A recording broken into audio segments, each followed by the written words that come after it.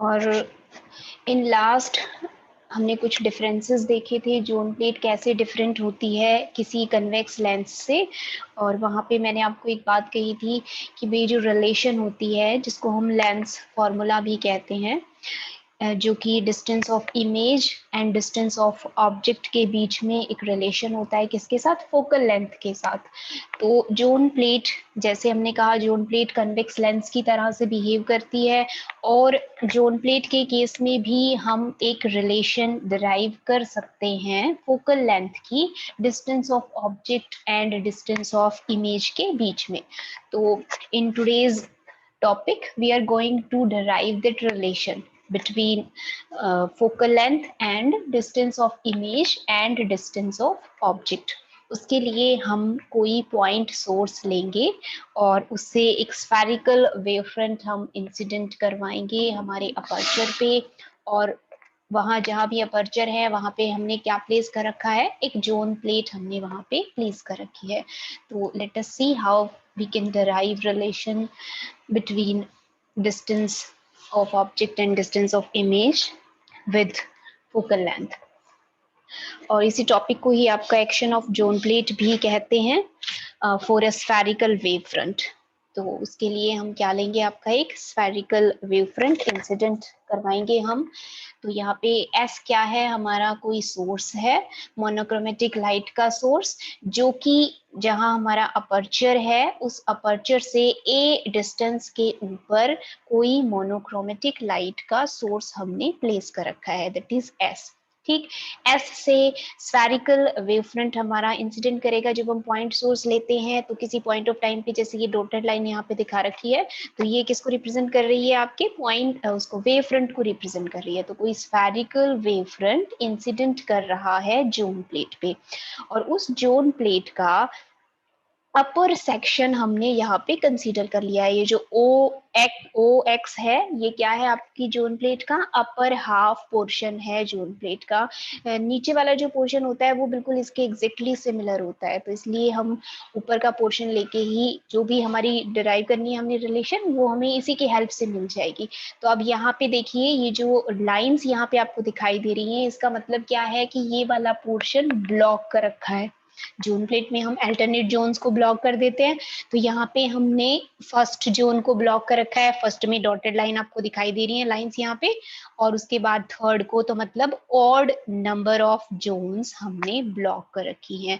इस तरह की जोन प्लेट को हम नेगेटिव जोन प्लेट कहते हैं, जिसमें हम ऑड को ब्लॉक कर देते हैं और इवन से लाइट हमारी पास हो रही है। तो यहाँ पे ये जो सेकंड है हमारा, इस सेकंड से लाइट आपकी पास हो रही है, और उसके बाद हमने जो राइट साइड है हमारे अपर्चर का, वहां पे एक सुटेबल डिस्टेंस है बी, जिसके ऊपर हमने स्क्रीन प्लेस की है, और उस स्क्रीन पर पी पॉइंट पर इमेज फॉर्म हो रही है सोर्स की।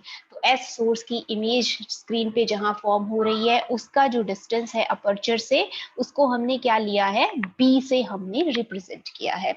तो ए, बी और focal length of zone plate, इसके बीच में आपको रिलेशन यहाँ पे डिराइव करना है। सो जो भी मैंने आपको अभी समझाया, let X Y be the section of a zone plate perpendicular to the plane of screen.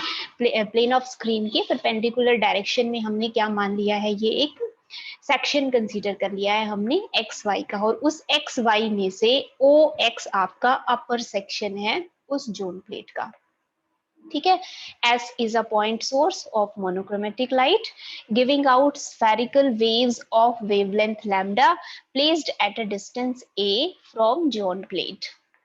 इसके बाद a screen is placed at a distance b from John plate such that at a point P on the screen a bright image of source is obtained as shown in image।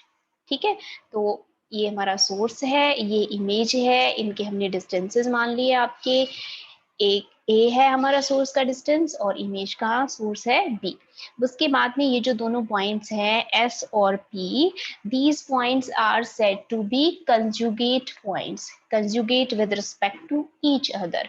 इसका मतलब क्या है, जैसे ये बिल्कुल central point है आपके aperture का या फिर जोन प्लेट का, तो बिल्कुल perpendicular normal to this point O, आपका कोई पॉइंट है स्क्रीन पे पी, और उसी तरह से लेफ्ट साइड में अगर आप नॉर्मल देखें तो वो कहाँ पे आता है, आपका एस पे आता है। तो मतलब क्या, अगर हम प्रिंसिपल एक्सिस ज्वाइन करें तो एस बनाए यहाँ पे प्रिंसिपल एक्सिस, तो एस ओ पी ये तीनों किस में आएंगे, एक लाइन में आएंगे आपके तीनों पॉइंट्स। उसी वजह से हम कह रहे हैं कि एस और पी क्या है, आपके कंजुगेट पॉइंट्स हैं। इसके अलावा और कोई डिफरेंट मीनिंग नहीं है इस लाइन का। So in case of spherical wavefront, अगर स्फेरिकल वेवफ्रंट इंसिडेंट कर रहा है आपका इस जोन प्लेट के ऊपर, उस केस में एस से जो भी लाइट आपकी पहुंचेगी, ये 2 डायमेंशनल डायग्राम है, इस वजह से आपको यहाँ पे ये डिस्टेंसेस थोड़े डिफरेंट नजर आ रहे हैं। लेकिन अगर आप इसे इमेजिन करोगे कि बीच में, जैसे आप एक पेपर रखिए, बीच में कोई भी एक पेपर रख लो और दूसरी तरफ आप एक कोई एक पॉइंट बना दो, उसके नॉर्मल एक सामने उसके पॉइंट बनाओ, तो उस पॉइंट से जो लाइट पहुंचेगी उस पेपर के ऊपर, उसका डिस्टेंस हर एक लाइन का क्या होगा, आपका सेम होगा। ठीक है, तो स्फेरिकल वेवफ्रंट के केस में एस से ओ पर जो लाइट पहुंच रही है, एस से M1 पर, एस से M2 पॉइंट पे, एस से M3 पॉइंट पे, ये सारे डिस्टेंसेस क्या होने चाहिए स्फेरिकल वेवफ्रंट के केस में, सेम होने चाहिए। तो ये सारे डिस्टेंसेस को हम किससे लिख सकते हैं, ए से रिप्रेजेंट कर सकते हैं। तो S O is equal to S M one is equal to S M two, ये सारे डिस्टेंसेस स्मॉल ए के बराबर ही आएंगे आपके। उसके बाद लेट अस सपोज जो आपके जोन प्लेट के जो जोन्स हैं, उनकी जो रेडियाई है उसको हम, जैसे हमने पहले लिखा था, ओ एम वन को R1 लिख लेते हैं, नेक्स्ट को R2, उससे अगले को R3। ये क्या है आपके रेडियस हैं first, second and third half period zones. ठीक, अब उसके बाद जो हमारी स्क्रीन हमने प्लेस की है, और स्क्रीन पे ये जो पॉइंट है आपका P, ये स्क्रीन के ऊपर ही है, इसलिए हम कह रहे हैं कि the position of screen is such that from one zone to next zone there is an increasing path difference of lambda by 2।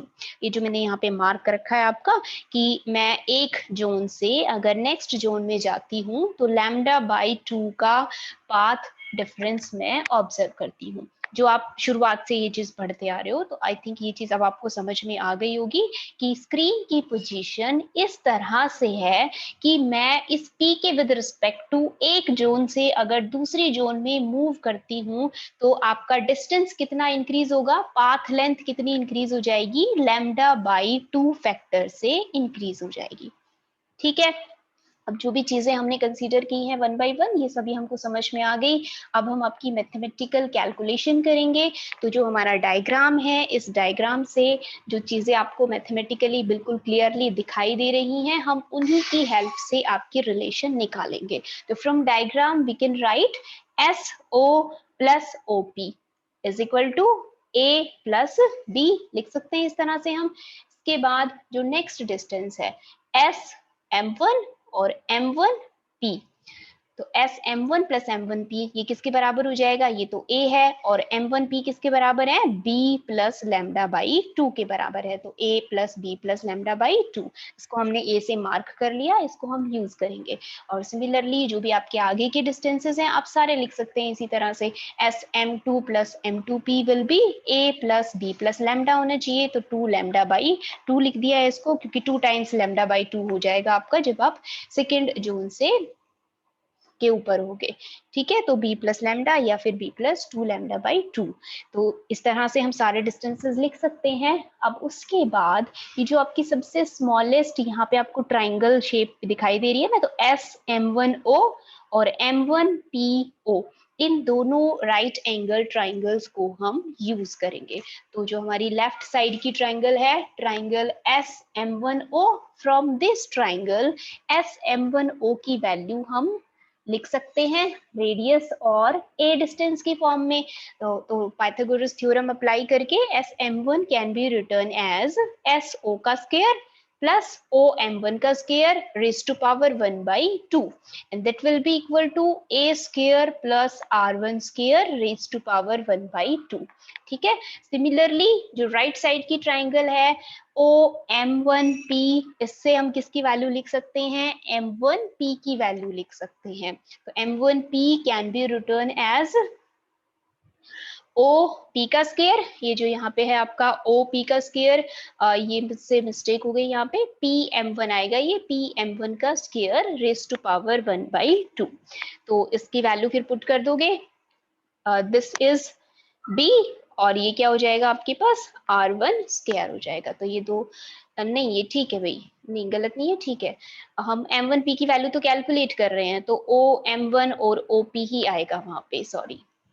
ठीक है, तो अपने इस इक्वेशन में लेफ्ट हैंड साइड में जो दोनों टर्म्स थी इनकी वैल्यू आपने लिख दी, जो आपके पास नॉन वैल्यूज हैं उनकी फॉर्म में। तो ए और आर वन हमारे टर्म्स थे जो कि यहाँ पे मीनिंगफुल हैं, तो हमने ए बी और आर वन की फॉर्म में इनकी वैल्यूज कैलकुलेट कर दी। Now let us put these values in equation A. So by substituting the value of SM1 and M1P in equation A, we have अपनी जो वैल्यूज निकाली है ये दोनों यहाँ पे रख दीजिए, A square plus R one square raise to power 1/2 plus B square plus R one square raise to power 1/2 and right side में जो है उसको ऐसे लिख लेंगे A plus B plus lambda by 2। ठीक, अब इसको थोड़ा सा सॉल्व करने वाले हैं हम। हमने यहाँ से a को कॉमन निकाल लिया, ए स्क्वायर रेज टू पावर 1/2 है, तो हम अगर पहली टर्म को बाहर निकालेंगे तो बाहर क्या जाएगा, इसका अंडर रूट बाहर आएगा ए स्क्वायर का, तो a बाहर आएगा। तो हमने यहाँ से a को कॉमन निकाल लिया और अंदर क्या बचेगा आपके पास 1 plus R one square divided by A square raise to power 1/2। इसी तरह से सेकेंड टर्म में से b को कॉमन बाहर निकाल लेंगे, तो अंदर रह जाएगा आपके पास 1 plus R one square divided by B square raise to power 1/2 is equal to a plus B plus lambda by 2। ठीक है, अब ये जो दोनों टर्म्स हैं आपकी, जो आपकी लेफ्ट हैंड साइड में raise to power 1 plus X raise to power 1/2 या 1 प्लस एक्स स्क्वायर कह सकते हैं इसको हम, या 1 प्लस वाई स्क्वायर, तो उस तरह से हम इनको क्या कर लेंगे, ओपन कर लेंगे। तो expanding by binomial theorem, by using binomial theorem अपनी दोनों पहली टर्म्स को, and neglecting higher order terms, higher order terms को हम क्या कर देंगे, नेग्लेक्ट कर देंगे। तो हम क्या लिख सकते हैं, सिर्फ पहली दो टर्म्स को वहां पे हम रखेंगे। तो क्या आ जाएगा आपके पास,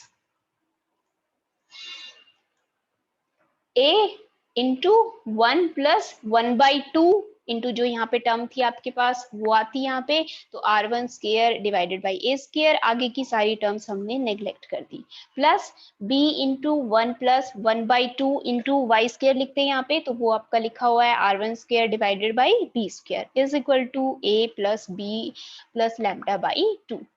ठीक है, अब ये जो फैक्टर होता है ना आपका, ये 1 के कंपैरिजन में काफी स्मॉल होता है, इसी वजह से हमने इसको एक्सपैंड किया है बाइनोमियली। इस तरह की सिचुएशंस में हम बाइनोमियल थ्योरम यूज कर सकते हैं, और स्क्वायर की टर्म, क्यूब की टर्म आपकी बहुत छोटी होती चली जाएंगी एक स्मॉलर वैल्यू के लिए। जैसे 0.1 है आपके पास, आप उसका स्क्वायर करोगे, क्यूब करोगे, तो वो सारी वैल्यूज स्मॉल होती जाती हैं, इसलिए हम हायर टर्म्स को नेग्लेक्ट कर देते हैं और सिर्फ पहली जो टर्म है दो उनको रख लेते हैं।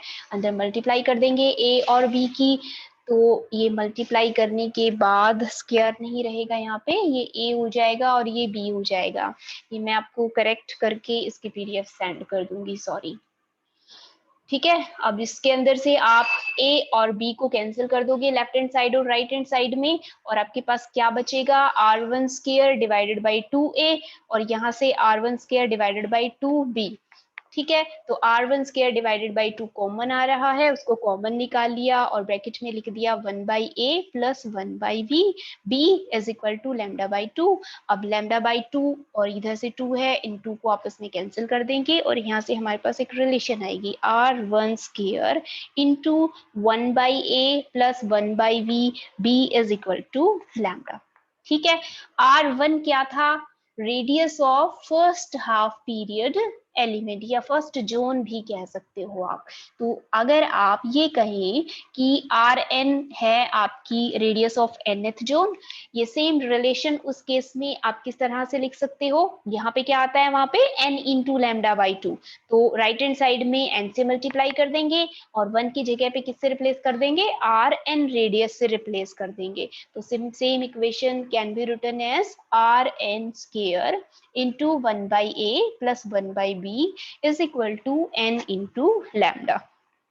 ठीक है, अब इसको हम थोड़ा सा सॉल्व कर लेते हैं। और क्या किया हमने, 1 बाई ए और 1 बाई बी को एक तरफ रख लिया और आर एन स्क्वायर को दूसरी तरफ लेके चले गए, तो n lambda divided by r n square. हमने b की वैल्यू निकाली थी पिछले क्लास में, जो कि किसके बराबर था, b is equal to r n square divided by n lambda. तो इसका मतलब क्या है कि ये किसको रिप्रेजेंट कर रहा है, फोकल लेंथ को रिप्रेजेंट कर रहा है। तो यहाँ पे b से कंफ्यूज ना हो, इसी वजह से यहाँ पे क्या लिखा है, उसको focal length of zone plate लिखा है Fn को। ठीक है भाई, अदरवाइज ये b की वैल्यू थी और b और Fn क्या होते हैं आपके, सेम ही होते हैं। b पे जहां पे लाइट फोकस हो रही है, और इन जनरल जब हम लिखते हैं कि भाई ये सोर्स का डिस्टेंस है, ये इमेज का डिस्टेंस है, हमें एक रिलेशन निकालनी थी फोकल लेंथ के साथ, इसी वजह से n lambda divided by r n square को हमने किससे रिप्लेस कर दिया, फोकल लेंथ से रिप्लेस कर दिया। तो f n is equal to r n square divided by n lambda, तो यहाँ पे आ जाएगा 1 बाई एफ एन।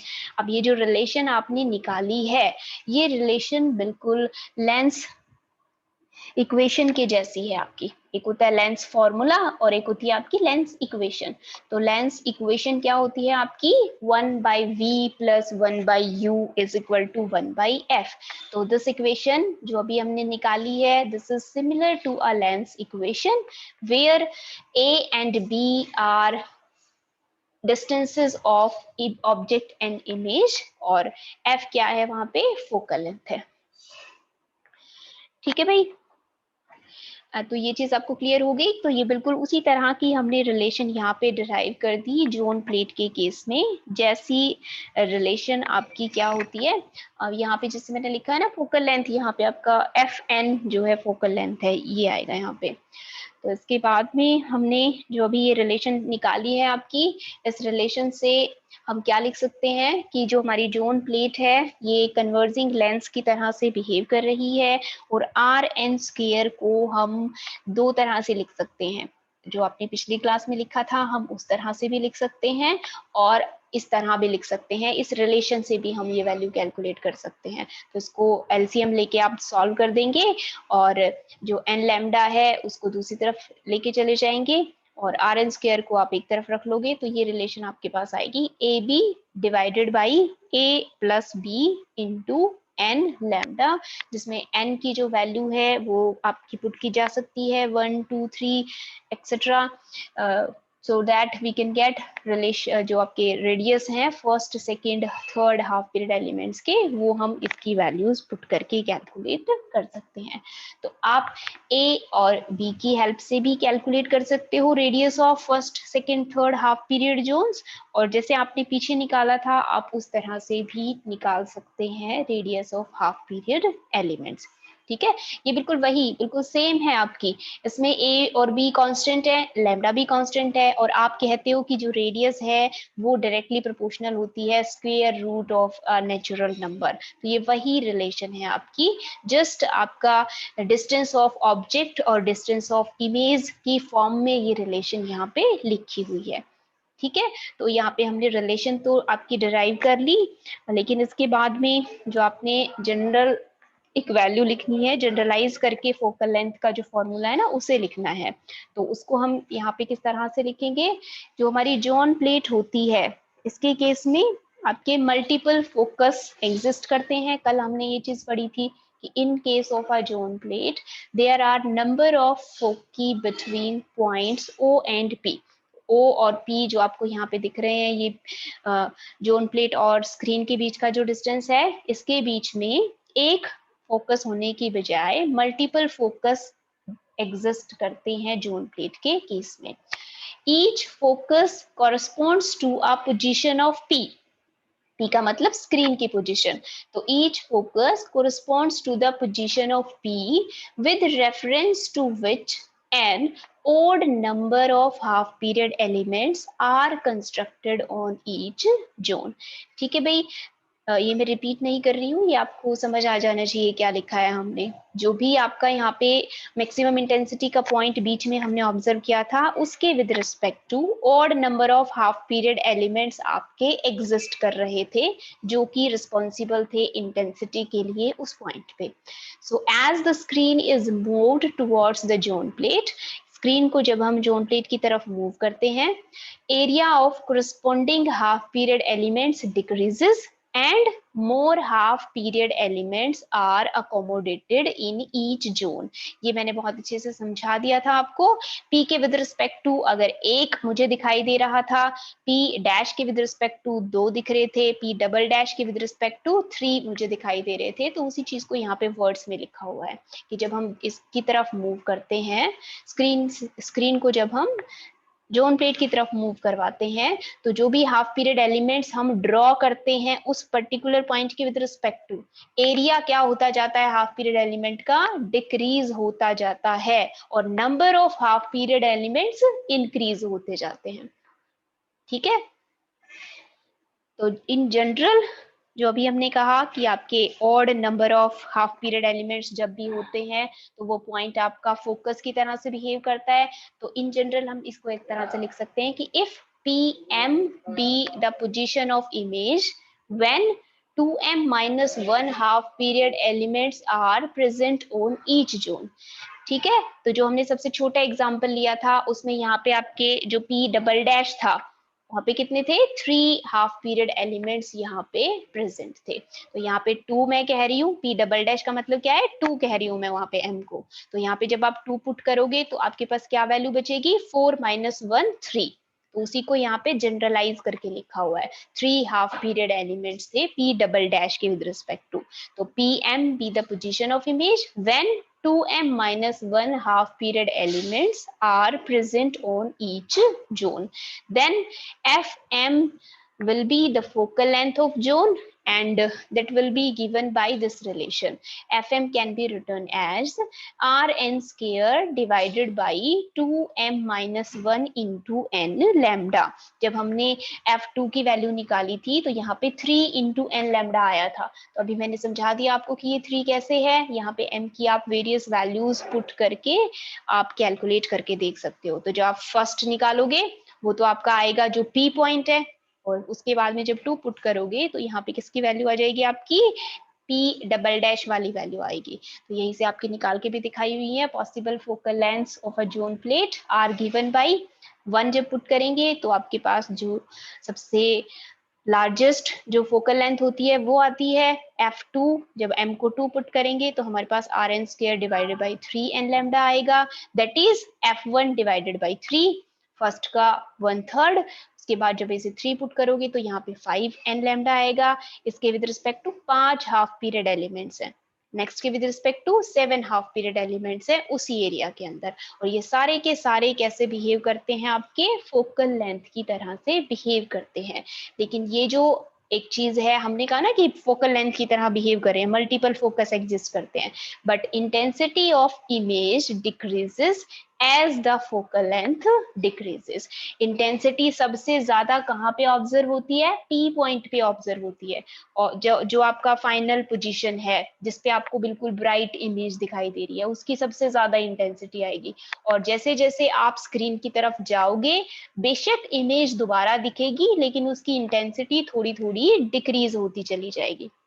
ठीक है भाई, तो आई होप ये आपको समझ में आ गया है जो हमने किया आज की क्लास में। ये काफी इंपॉर्टेंट टॉपिक था, इसको आपने ध्यान से रीड करना है। इसके बाद में जो हमारी नेक्स्ट क्लास होगी उसमें हम आपके डिफरेंसेस करेंगे। जो अभी हमने 1 बाय 1 रीड कर लिए हैं, डिफरेंसेस आपके देखे हैं ड्यूरिंग क्लास, उन्हीं डिफरेंसेस को सम अप करके हम लिखेंगे कि what are the major differences between zone plate and convex lens.